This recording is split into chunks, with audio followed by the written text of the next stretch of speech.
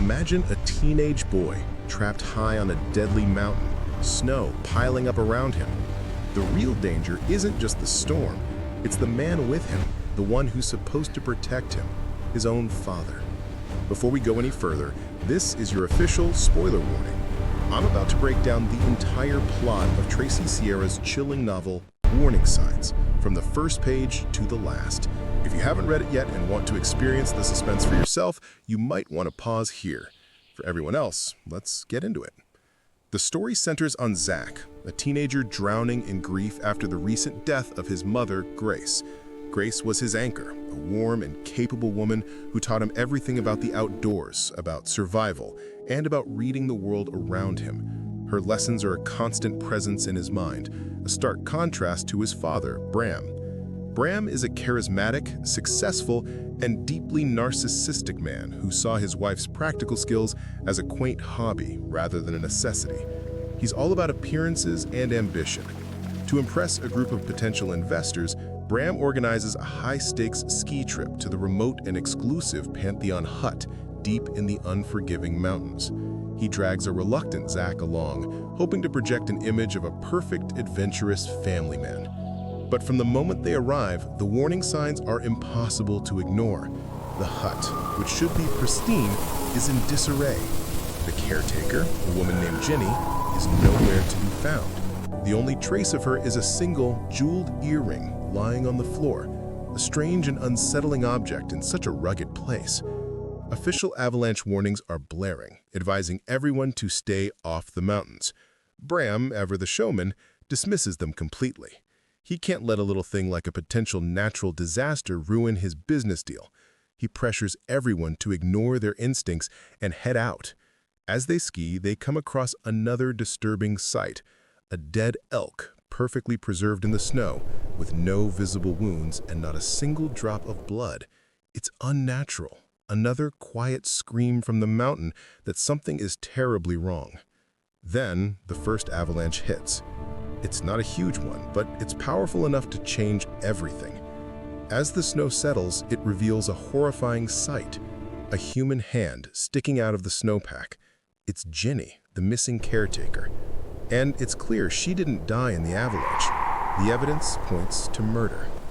Suddenly, the isolation of the hut feels less like a luxury retreat and more like a trap. Paranoia begins to fester among the group. The investors, once eager to impress Bram, are now looking at him with suspicion. Zach starts piecing things together, connecting the dots between his father's increasingly erratic behavior, his shady business dealings back home, and the violence that has now erupted on the mountain. He overhears hushed, angry conversations about money and threats. The image of his powerful, successful father begins to crack, revealing something much darker and more dangerous underneath. Bram isn't just a narcissist, he might be a killer. Throughout this escalating terror, Zach's mind constantly flashes back to his mother, Grace. He remembers her teaching him how to read the clouds, how to find shelter, how to understand the subtle language of the wilderness. Her voice is a source of comfort and strength, a guiding light in the darkness. These warm, loving memories stand in sharp contrast to Bram's cold, controlling presence. Bram's idea of fatherhood is about discipline and control, not love and guidance.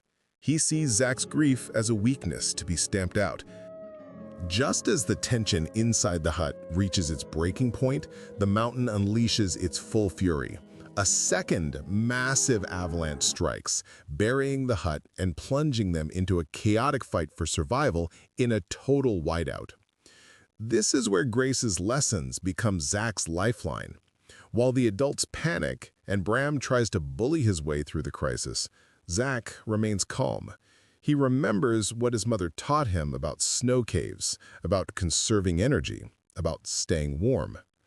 The climax of the story is a heartbreaking and incredibly tense confrontation.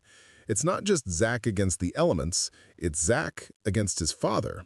Bram, exposed and desperate, sees his own son as a threat, a witness to his crimes. The final struggle is a battle of wits and wills. Bram has brute strength, but Zach has his mother's knowledge. He uses every survival trick Grace ever taught him to outsmart and ultimately survive his father's violent intentions. He uses the mountain itself, the very thing Bram tried to conquer, as his ally. In the end, Bram's arrogance leads to his downfall, a fitting comeuppance delivered by the nature he so arrogantly dismissed. Warning Signs is a story that stays with you long after you finish it.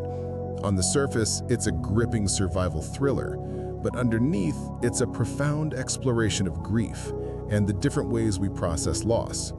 It's about the warning signs we see in nature, and more importantly, the ones we often ignore in people, especially those closest to us.